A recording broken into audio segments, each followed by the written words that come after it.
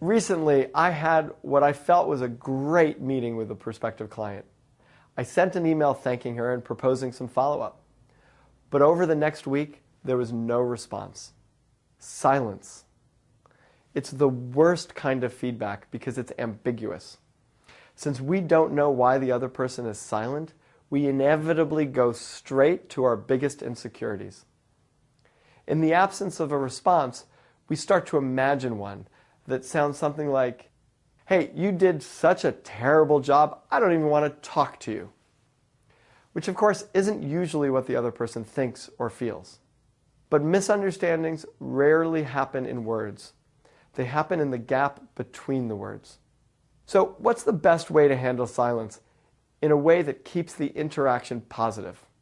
First, acknowledge to yourself that you don't know what the silence means and resist the temptation to fill in the blanks with negative assumptions. Next, reach out to the person who isn't responding and ask them to reply, one way or the other, so you know where you stand. If you receive an answer, whatever it is, act as if it's the truth, even when you know it isn't.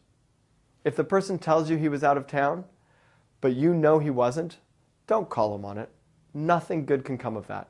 Simply ask when he'd like to pick up the conversation again. What if you never get an answer, even to your second follow-up?